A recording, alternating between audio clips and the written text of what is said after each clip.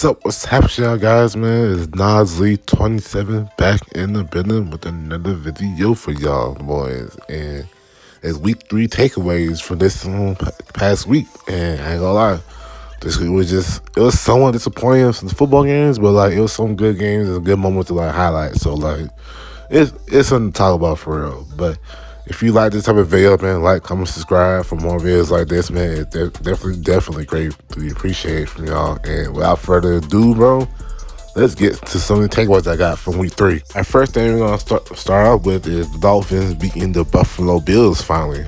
And first thing first, shout out to that butt punt, bro. That was honestly hilarious to see. I ain't gonna lie, especially since they almost cost us the game. But back to the game at hand. So the Dolphins haven't beaten the Bills in like quite some time, honestly, and this is the first time they beat them in a good minute. Plus, they actually came back on the Bills too, so like it was actually a great showing for Tua and the Dolphins, honestly. Like that one big pass Tua made to Jalen Waddle, like in the fourth quarter, was actually an amazing pass to where they set up for that touchdown by Chase Edmonds. So that was a great thing for them. Congrats to the Dolphins for that win, and shout out to the Dolphins defense for like holding like the Bills to just 19 points as it is, because now the Bills didn't run the ball that much at all. Like, shoot, Josh Allen threw the ball like 60 times for 400 yards, which is an absurd number to throw the ball for any QB as it is. But still, shout out to the Dolphins for holding Josh Allen down and not allowing him to score, especially on that very long drive in the third quarter where like they were on the field for like 24 real-time minutes. Like that was a big drive from the hold to the field goal. So that shout out to the Dolphins defense for that. But Dolphins at 3-0, they honestly, in my opinion, the best team in the league right now, because they got more impressive wins, especially comeback from behind wins against the Ravens and the Bills. So they're my number 1 team at the moment. So this next team we're gonna talk about is the Philadelphia Eagles, and they are a really dangerous team themselves. Honestly, the Dolphins is 1A and 1B to the Eagles, so like you can choose either or, but both point is like they both are impressive, and the Eagles have been too, as they blew out most of the competition so far. The more impressive win was definitely against the Vikings, but like so being the Washington Football Commanders was actually very impressive for them, especially the way they held them to like 0 points struck for like basically 3 quarters, basically the whole time. And Jalen Hurts has been really great, honestly, this the first 3 games of the season. Like, he's been really awesome these first 3 games. Vontae Smith showing why he was a former first-round pick with 169 yards, 8 catches, and a touchdown. It was really amazing this game. And of course, the defense was just great this game. The Washington Commanders didn't really have a chance, honestly. So it's going to be interesting to see how they do next week against the next team we're going to talk about, which is the Jacksonville Jaguars, man. I'm trying to contain my excitement right now because like, this is the first time we've been winning in a long time. And yes, I am a Jacksonville Jaguar fan, just so y'all know. But Jacksonville Jaguars, like objectively speaking, do look really great, honestly. Both sides of the ball, like defensively, they look amazing, getting turnovers. I think they tied in the league in turnovers with 6, tied with the Ravens. And then the offense, Trevor Lawrence just looks way better. The whole team around them looks well coached. Everything else, like Jacksonville Jaguars looking like a problem, honestly, in the AFC. I know they're in possibly the worst division in the league, which is the AFC South, but like you still can't take away the fact that like they won in 2 blowout games, and one against the Chargers, albeit they were missing some players, of course, but like the Chargers still a powerhouse team that most people reject to make the playoffs or even win the division over the Chiefs, and like they blew them out on the road in Los Angeles, where like they had problems last year when they was in Los Angeles too, but albeit Jacksonville had a remark. Shout out to the whole team. Shout out to James Robinson for that 50-yard touchdown he had, which was his career long. Shout out to Christian Kirk for being really great. Shout out to Zay Jones for having a great game. Shout out to Trevor Lawrence for having a great game. Shout out to the rookie Devin Lloyd, linebacker, who had some awesome game too. Also for the Chargers, I feel bad for y'all. They had all the injury buzz to y'all every time, so see Rashawn Slater, the starting left tackle, was out, and he's going to be out for the year, so get well soon to him. And Joey Bosa, get well soon to you too. And hopefully Justin Herbert don't get hurt too much either, because he's still battling the rib injury, but like they should not let him finish the game. But great win for the Jacksonville Jaguars nevertheless, though. All right, now I'm gonna just tell you how like Lamar Jackson just became him these past few games. But first thing first, get well soon, Matt Jones. I seen he had an ankle injury and he looks like very, very much in pain. And the series like a serious one, so that means like he must have like ligament damage to this ankle. So definitely get well soon for him. He's definitely gonna miss some time for the Patriots. But back to Lamar Jackson. What can I say, man? The past 3 games, he showed why he's him, honestly. Like, it was a crazy stat where he had more touchdowns than everybody in the entire league, basically. Like, he's been wheeling and dealing and running all over the team these past 3 games, honestly.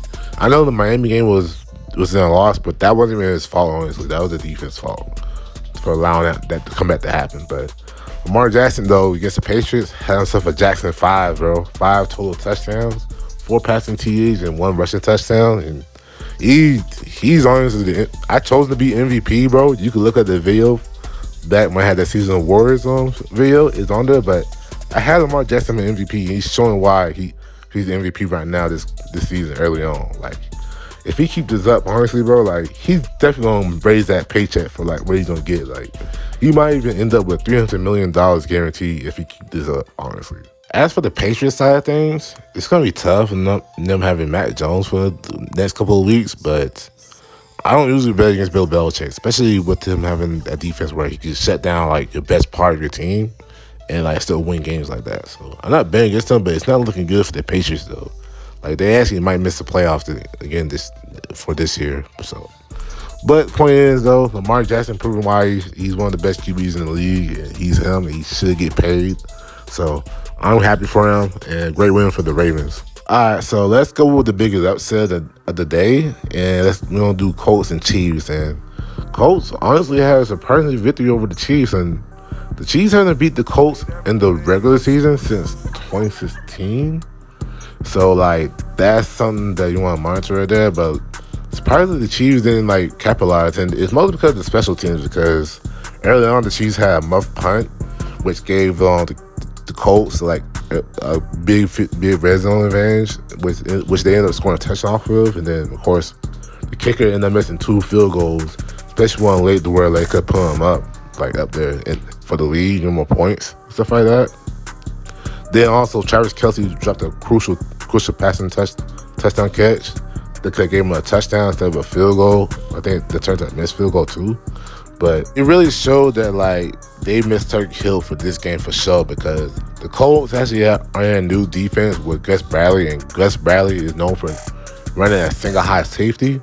And usually you have to do 2 safeties against Patrick Mahomes when they had Tyreek Hill, because Tyreek Hill would just burn you if you have one person covering him, stuff like that. This time around, like, Dave Reese was in single high, and they was able to stop on Patrick Mahomes for most of the time. I mean, special teams didn't help that much, but, like, credit to the Colts defense for that one, because usually Patrick Mahomes would eat you alive if you go single high against him. But them missing Tyreek Hill definitely was felt with this game. Also, shout out to Matt Ryan for that late touchdown pass, and shout out to the Colts for making that key interception for give Patrick Mahomes' first interception for the year. So, congrats to the Colts. So, now on to the division game, which was the Vikings versus the Lions, and I gotta say it was a pretty good back and forth game, honestly, on both sides of the ball. Both offenses were like really good for them this whole entire game. Defenses like made some stuff a little bit, of course, but like it was a really good back and forth game nevertheless. The Lions kind of sold this game big time because it was twice where they could have put it away. Where the first time around, the Lions had a 4th and 1, and they could have like easily went for a field goal, but they ended up going for it, and they ended up failing. Luckily, the defense ended up stopping them for like a 3 and out, something like that, which was a questionable pass interference call they missed. But then they had another drive where like they actually did tip like a 54-yard field goal, and the kicker missed that one, which gave the Vikings another possession to where they ended up like throwing a touchdown to a wide open KJ Osborne for the basically go ahead touchdown to win the game. And then of course Jared Goff threw an interception for the end of the game. But like it was a battle like this, like, but the Vikings special team wasn't really that good either though, because like they even missed 2 field goals too, to which they could put them up even more than like they should be. The Vikings shouldn't have been down like they was, but like it's just how it was really. But great game for those 2 teams, a great win for the Vikings, and that was really a good game too. So Also, where the hell Justin Jefferson been? Because he hasn't been that good past 2 games. So now let's get to what most people are seeing as probably the last time they go against each other, which is Aaron Rodgers versus Tom Brady, and Aaron Rodgers actually beat Tom Brady. Now, early on in the game, it looked like Aaron Rodgers was going to run away with this game because they scored like 2 drives. They had 2 drives where they led with touchdowns, but like they easily could have been up 20-3, but like the Buccaneers man stopped to where that let that happen. But Buccaneers defense been like really, really good, honestly.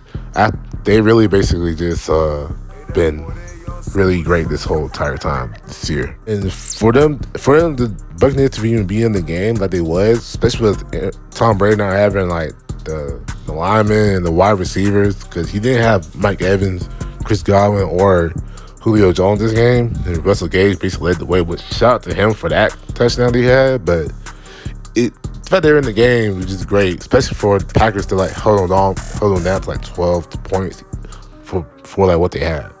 But I'm more impressed with the Buccaneers because they did that and almost won against Aaron Rodgers, but they cost themselves the game because really the touchdown that they didn't have it was almost delayed the game, and then they went for 2. That was delayed the game, and that really cost them like 2 points because Leonard Fournette could have ran for the end zone for 2 to tie the game for overtime. But great win for the Packers, and Packers really needed that win. So yeah. Now let's get to the Sunday night game, and this might have been the worst game this week for sure. Probably the worst game of the year, honestly, because it was just not that good of a game. Fantasy is really cringe to watch, honestly, because it was just that bad. Like the 49ers had themselves a touchdown drive where Brandon Ayuk got a touchdown, which was also a questionable OPI from Deebo Samuel's perspective because it looked like he actually went up the block and not actually run the route, but point was it was 7-0 at one point. Then, of course, like it was just a slugfest. It was just a defensive battle, which is great. But the Broncos' offense still like doesn't look that good after 3 weeks, honestly. But the biggest highlight of this game was when Jimmy G had stepped out of bounds and threw the ball, which ended up being a safety. That honestly could have been a pick 6 had he not stepped out of bounds. But that was honestly hilarious to see, bro. Like this game was really a laughable game, and plus the Broncos crowd booed Russell Wilson every time he was getting 3 and outs. It was just a rough game, honestly, to watch. The game ended 11-10. Like that's how you know it was that rough of a game. But Russell Wilson pulled off a like Russell Wilson type drive where they ended up getting a touchdown. But congrats to the Broncos for 2-1. But they're like one of the worst 2-1 teams in the league so far this year. All right, final game of the week is Cowboys versus Giants, and what can I say, bro? It was kind of a boring game to start out with. It was like 6-3 like at halftime, and then like it picked up a little bit in the second half. Honestly, yeah, Saquon Barkley, Sean White's been like should be one of the best running backs in the league with that 36-yard rushing touchdown he had, which was an awesome run to see, by the way. Then of course, the Cowboys started getting drivers out the way.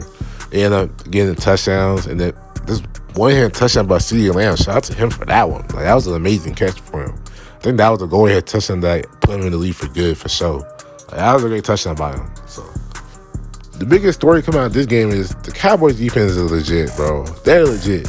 Like they were all over Daniel Jones like the entire game. Like I ain't never seen QB get just running for his life like Daniel Jones had like last night on Monday Night Football. Like that was crazy. Like there was some stat where like they had like 32 pressures that whole entire game, something like that, and that's an insane number to have like for pressure wise. Like that's an insane number to have, and the fact that they were in the lead at one point in the game is just amazing to me. But shout out to Marcus Lawrence. I think he had like ended with 3 sacks for the game. I think I could be wrong, but he had 3 sacks when I checked. So, but all in all, this Cowboy defense is a top 5 defense, and they improved to 2-1, and the Giants are actually now down to 2-1, and let's see how they do. It was a rough game for the offensive line, that's for sure, for the Giants. It was a rough game, especially for the rookie offensive lineman Evan Neal. Like, that was a rough game for him.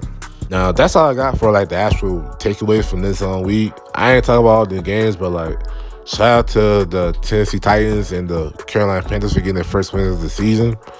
And also battle for the Raiders. They're actually 0-3 of the season so far, and they're not looking that good so far right now. I mean, the offense is still it's good, but it's like something's missing on that defense for sure. And they're not really getting that little pop that I thought they would get for the Raiders offense to pop out like that. Also, shout out to the Cincinnati Bengals for their win against the Jets. Joe Burrow looked really good this game. He actually looked better than the past 2 games he played, and they needed that win for sure against the Jets. And bad luck for the Jets too for that loss too, but they're gonna get on Zach Wilson back possibly this week, so see how that goes. But that's just gonna do it for this week's takeaways from week 3. Appreciate all y'all for watching the video, man. If you like this video, like, comment, subscribe, and share the video, bro. It's definitely greatly appreciated if y'all do that. And Nasli 27 in the building, about to head out. And we'll see y'all guys in the next video. And y'all have a great day, folks.